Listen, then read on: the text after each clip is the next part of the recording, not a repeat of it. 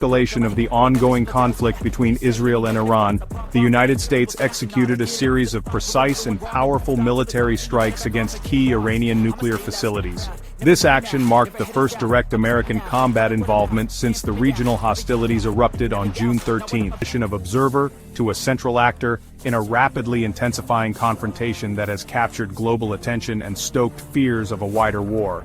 The stated goal of the operation was clear and unambiguous: the complete destruction of Iran's capacity for nuclear enrichment. For years, the international community has watched Tehran's nuclear program with a mixture of suspicion and concern. While Iran has consistently maintained that its intentions are peaceful, its recent enrichment of uranium to 83.7% purity raised alarms in Western capitals, particularly Washington and Tel Aviv. This level is dangerously close to the 90% threshold typically required for weapons-grade material. President Trump cited this development as the primary justification for the strikes, framing the military action not as an act of aggression, but as a necessary preventative measure to neutralize an imminent threat to regional and global security. The timing of the attack was particularly surprising, coming just 2 days after the president had seemingly opened a door for de-escalation by announcing a 2-week window for diplomacy.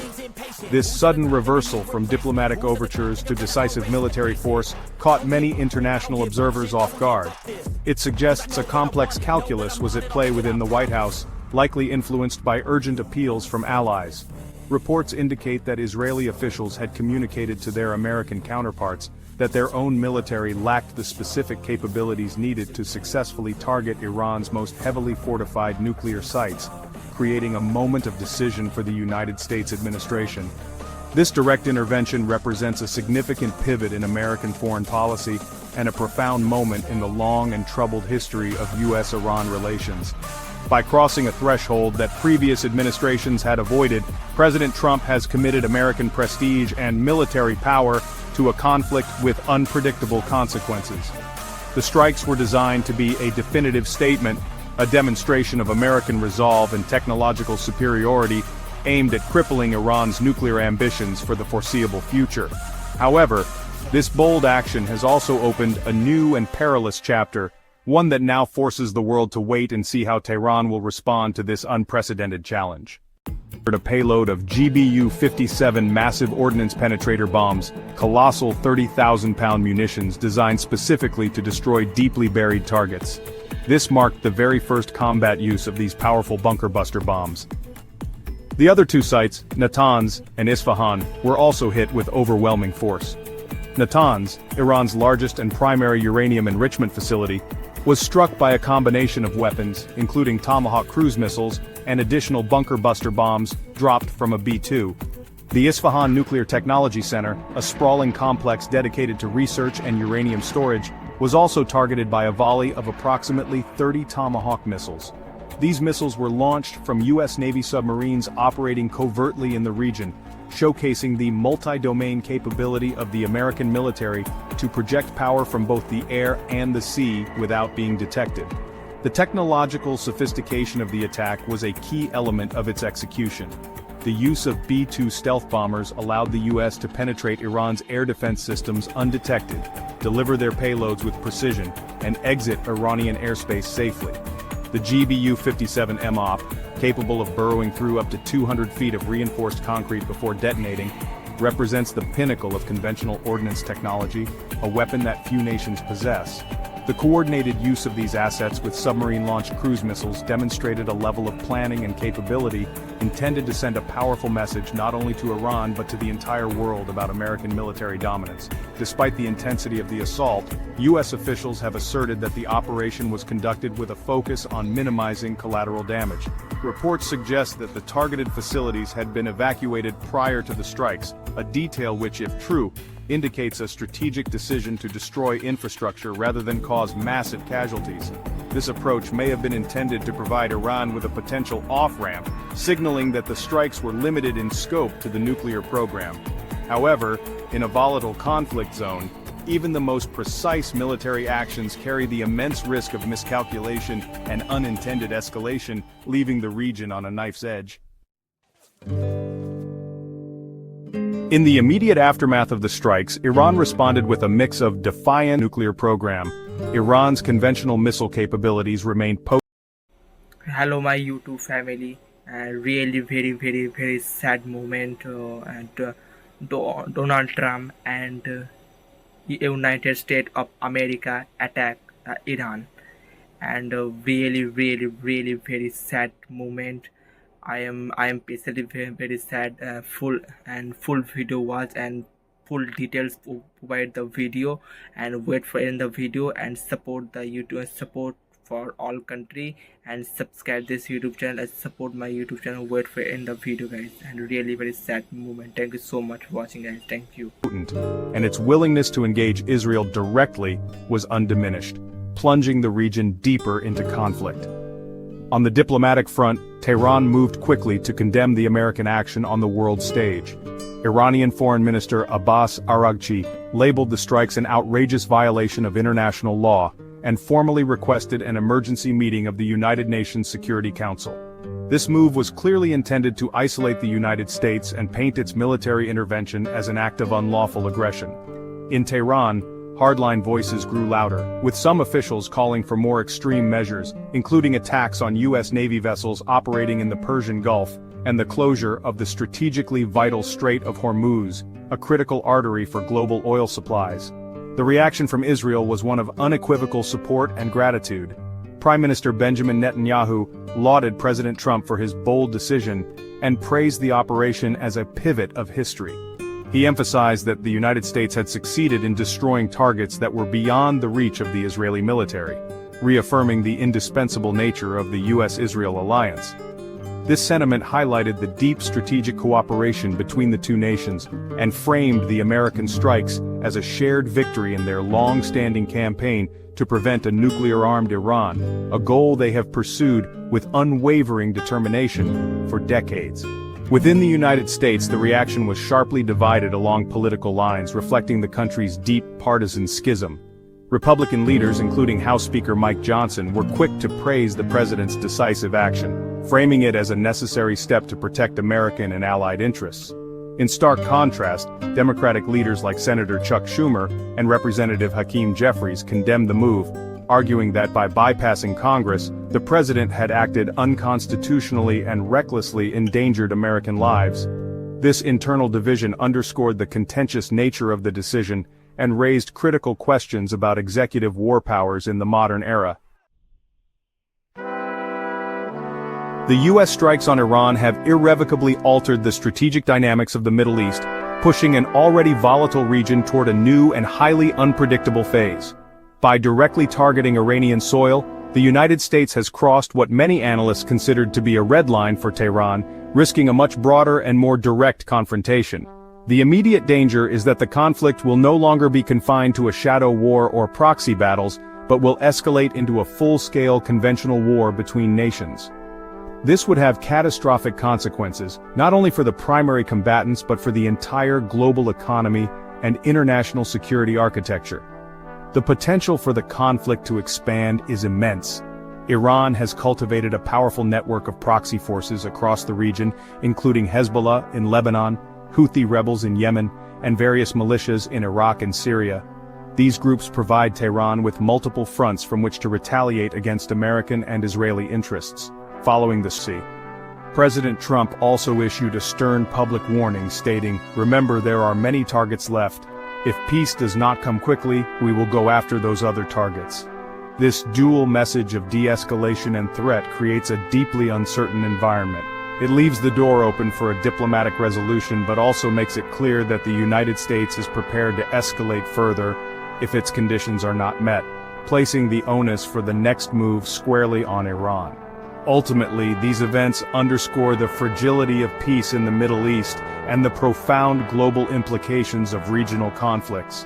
The American strikes, while hailed as a tactical success by the administration, have set in motion a chain of events with an unknown conclusion. The path forward is fraught with peril, with the potential for either a negotiated de-escalation or a devastating expansion of the war. The international community, including European powers and the United Nations, is now scrambling to foster dialogue and prevent the worst-case scenario. The world now watches and waits, hoping that diplomacy can triumph over the drums of. The world awoke today, June 22, 2025, to news that has pushed the Middle East to the very edge of a much wider conflict. The United States has conducted direct military airstrikes against several key nuclear facilities inside Iran, catching many international observers by surprise, despite weeks of rising tensions. This action represents a significant gamble by the Trump administration, taken after a series of Israeli attacks failed to achieve their primary objective of neutralizing Iran's most protected nuclear sites, setting the stage for an unpredictable and dangerous new chapter. The operation was swift and targeted what the U.S. has identified as the core of Iran's nuclear ambitions.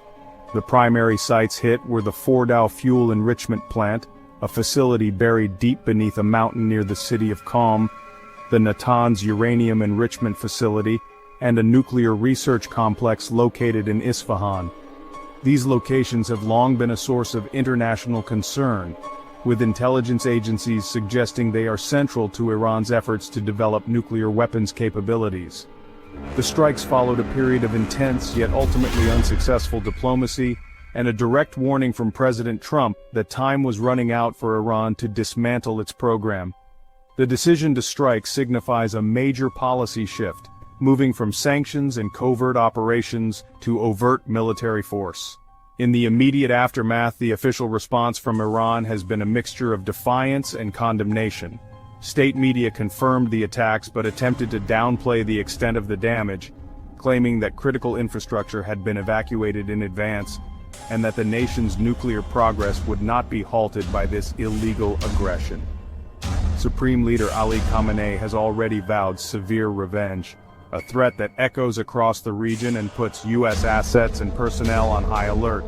Simultaneously, Iran's military launched a fresh barrage of missiles toward Tel Aviv and Haifa in Israel, demonstrating that despite the American attack, its capacity and willingness to retaliate against U.S. allies in the region remains very much intact. This American military intervention did not occur in a vacuum. It follows more than a week of intense Israeli airstrikes on Iran, which reportedly killed over 400 people, including 2 senior commanders from the elite Quds force. However, the Israeli campaign was unable to penetrate the heavily fortified Fordow facility, which U.S. intelligence believed was dangerously close to producing weapons-grade uranium. President Trump had offered a 2-week diplomacy window, but talks in Geneva broke down.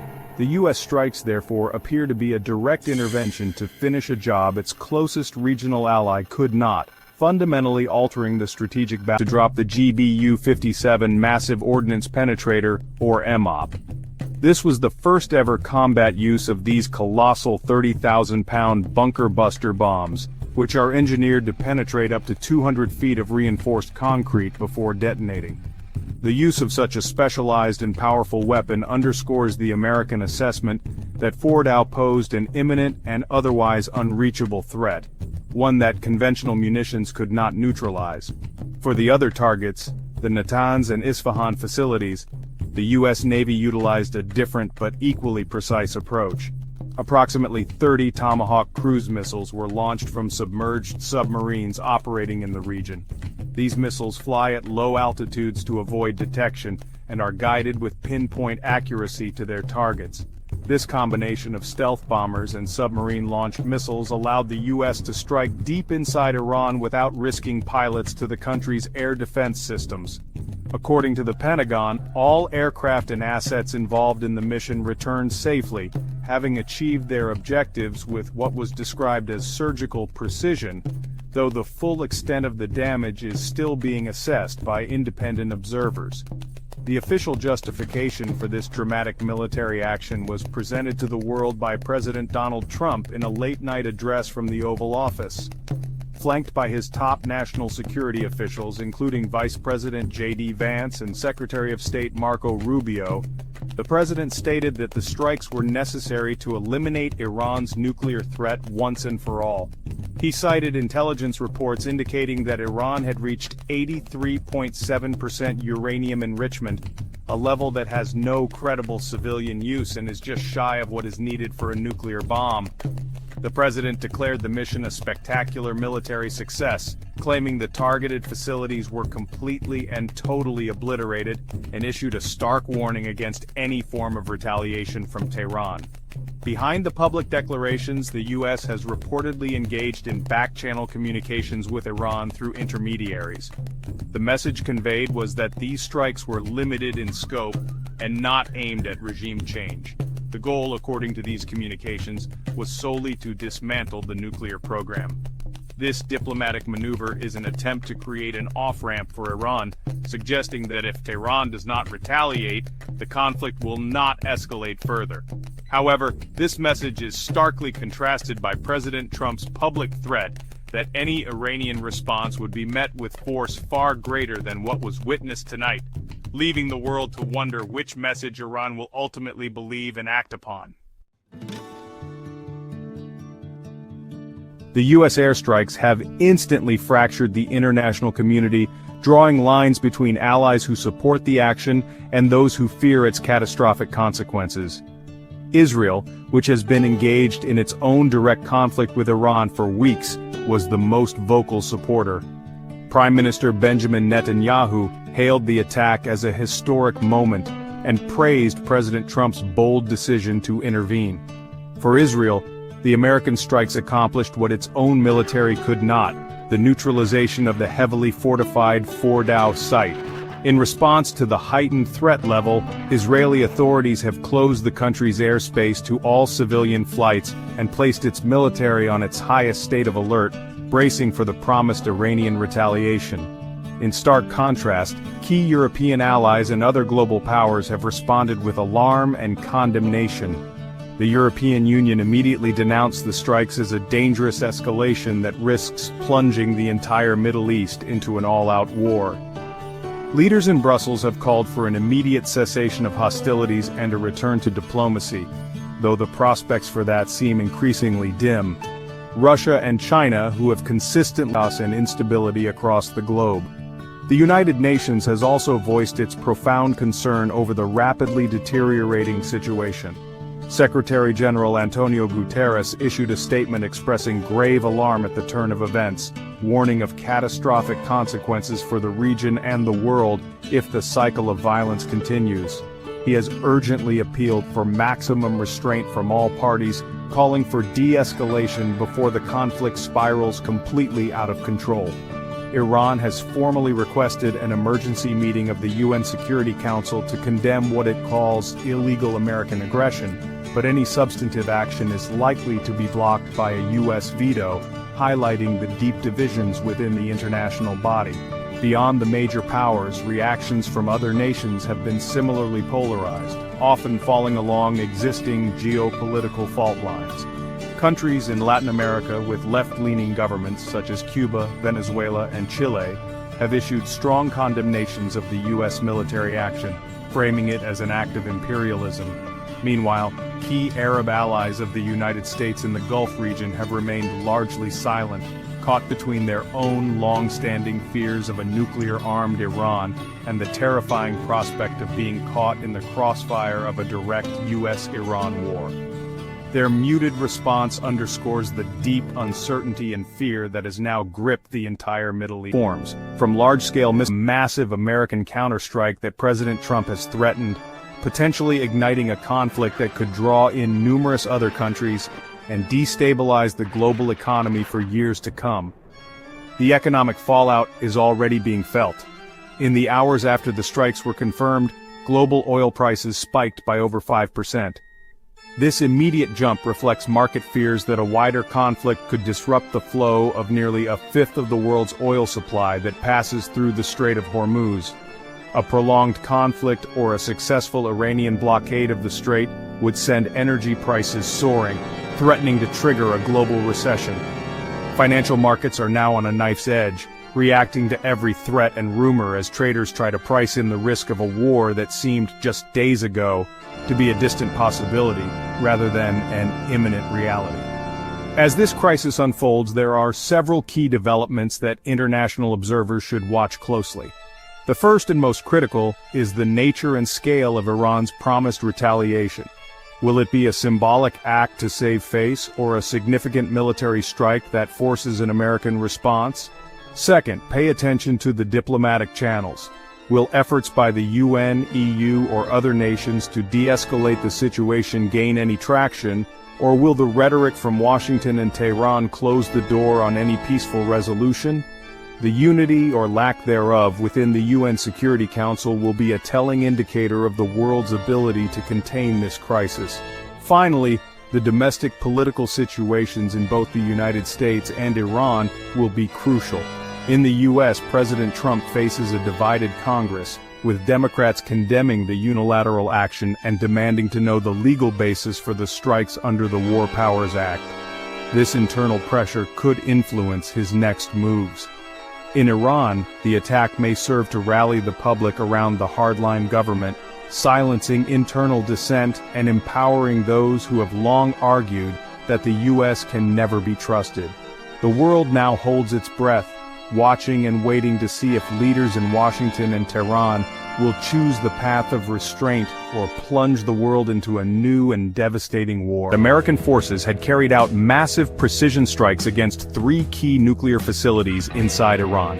From the White House, flanked by his top national security advisors, President Trump declared the sites at Fordow, Natanz, and Isfahan had been completely and totally obliterated. Years.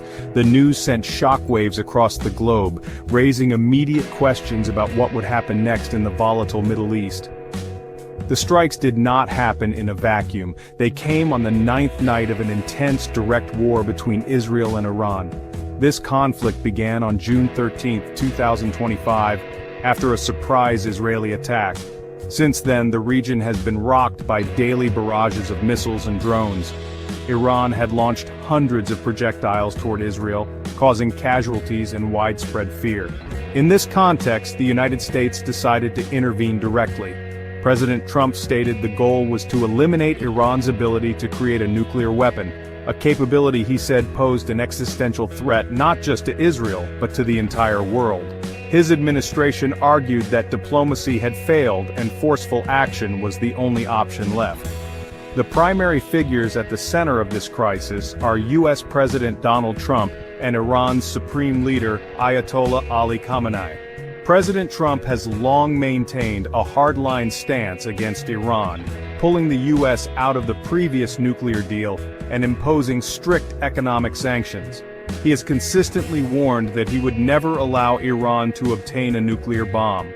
On the other side, Ayatollah Khamenei, the ultimate authority in Iran, has defiantly pursued the country's nuclear program while denouncing American and Israeli aggression.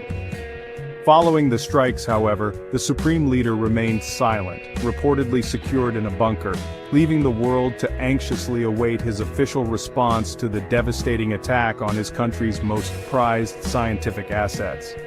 Iran's immediate reaction was one of fury and defiance. Iranian officials quickly condemned the American attack, calling it a blatant act of war and a grave violation of international law. They immediately requested an emergency meeting of the United Nations Security Council to address the aggression. While they claimed that the nuclear sites had been evacuated and that the damage was not irreversible, the scale of the U.S. operation suggested otherwise. The Iranian government vowed to retaliate, stating that all options were on the table. This threat put U.S. military abreast of the world about the seriousness of the United States military capabilities and its willingness to use them. The weapon of choice for the Fordow facility was the GBU-57 Massive Ordnance Penetrator, more commonly known as the Bunker Buster. Each of these enormous bombs weighs 30,000 pounds and is specifically designed to destroy targets buried deep underground. The B-2 bombers dropped a dozen of these powerful weapons on the Fordow site. This was the first time the GBU-57 had ever been used in combat, making the event historic from a military perspective. Fordow was the main target because it was a heavily fortified facility, built deep inside a mountain to protect it from air attacks. U.S. intelligence believed Iran was enriching uranium there to 83.7%, which is terrifyingly close to the level needed for a nuclear weapon. While the B-2 bombers focused on the hardened Fordow site, the U.S. Navy also played a crucial role in the coordinated attack. American submarines, positioned silently in the waters of the region, launched approximately 30 Tomahawk land attack missiles. These are highly accurate, long-range cruise missiles that can fly low to the ground to avoid detection. Their targets were the other two major nuclear sites, the Natanz Enrichment Facility and the Isfahan Nuclear Technology Center. In addition to the Tomahawk strikes, one of the B-2 bombers also dropped two of the large bunker-buster bombs on Natanz to ensure its destruction, underscoring the comprehensive nature of the U.S. military plan. The strategic importance of destroying the Fordow facility cannot be overstated. Because it was buried so deep within a mountain, it was considered by many experts to be nearly invulnerable to a conventional military strike. Its purpose was to give Iran a secret, protected place to enrich uranium to weapons-grade levels, even if its other more exposed sites were attacked. By successfully destroying Fordow with the powerful GBU-57 bombs, the United States aimed to send an unmistakable message. The message was that there is no place Iran can hide its nuclear ambitions. The destruction of Fordow was meant to cripple the most advanced and secure part of Iran's nuclear program for years to come. The sentiment in Israel was one of relief that its most powerful ally had finally taken direct action against a nation that had vowed to destroy it. In stark contrast, many other nations and international bodies expressed grave concern and called for an immediate end to the violence. The United Nations Secretary-General Antonio Guterres described the strikes as a dangerous escalation that posed a direct threat to international peace and security. His words echoed the fears of many diplomats who worried that the attack could ignite a much wider, uncontrollable war in the Middle East. The European Union, the United Kingdom, and the Arab League all issued urgent statements calling for de-escalation and a return to diplomacy. They feared the strikes would only lead to a cycle of retaliation that would be catastrophic for the entire region. Some countries, particularly those with historically strained relationships with the United States, were far more direct in their criticism.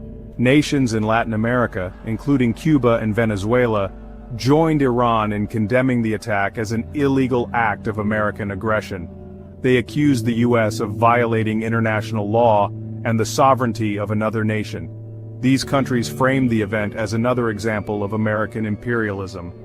Meanwhile, Iran's allies in the region, such as the Houthi militia in Yemen, quickly issued their own threats, promising to join the fight by attacking U.S. ships in the vital Red Sea shipping lanes, further expanding the potential conflict zone. The humanitarian impact also became an immediate point of concern for global organizations.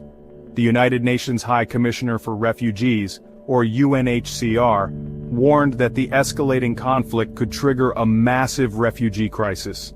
Hundreds of American citizens and other foreign nationals were already scrambling to flee both Iran and Israel, fearing they would be trapped if a full-scale war erupted. The U.S. State Department issued an urgent advisory, telling all American citizens to leave Israel. President Trump's supporters in the Republican Party, such as House Speaker Mike Johnson, praised the action as a decisive and necessary move to protect American interests and allies. They argued that the president had shown strength and resolve in the face of Iranian aggression. However, many Democrats strongly disagreed. Senate Majority Leader Chuck Schumer and House Minority Leader Hakeem Jeffries condemned the strikes, arguing that the president had violated the U.S. Constitution by launching an act of war without getting approval from Congress first. Some progressive voices, like Representative Alexandria Ocasio-Cortez, even called for the president's impeachment. This political firestorm was mirrored by a growing anxiety among the American public. In major cities like New York and Washington, D.C., law enforcement agencies immediately increased security around sensitive locations. Police were on high alert at government buildings, airports, and landmarks, preparing for the possibility of retaliatory attacks on U.S. soil. The fear was not just of another war overseas, but of that war coming home. A recent poll from the Washington Post showed that the American people were largely against military action, with 45% opposing airstrikes on Iran and only 25% in favor. This suggested a public weary of foreign conflicts and worried about the potential consequences of this new escalation. This event is incredibly important for everyone around the world, not just for the people in the United States and Iran. The conflict directly threatens one of the most critical waterways for the global economy, the Strait of Hormuz. Iran has threatened to close this narrow channel, through which about a quarter of the world's oil supply passes every day. If that were to happen, gas prices everywhere would skyrocket, and the global economy could be thrown into a severe crisis. This means that a conflict that seems far away could directly affect the cost of living for families in every corner of the globe, from Europe to Asia to the Americas. Ultimately, the US strikes on Iran represent a dangerous moment for international stability. They have pushed the world closer to a major regional war that could draw in many other countries.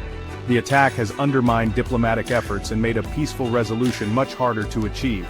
It raises fundamental questions about how nations should deal with threats in the 21st century, through military force or through negotiation and international law. The path taken in the coming days and weeks will determine not only the fate of the Middle East, but also the future of global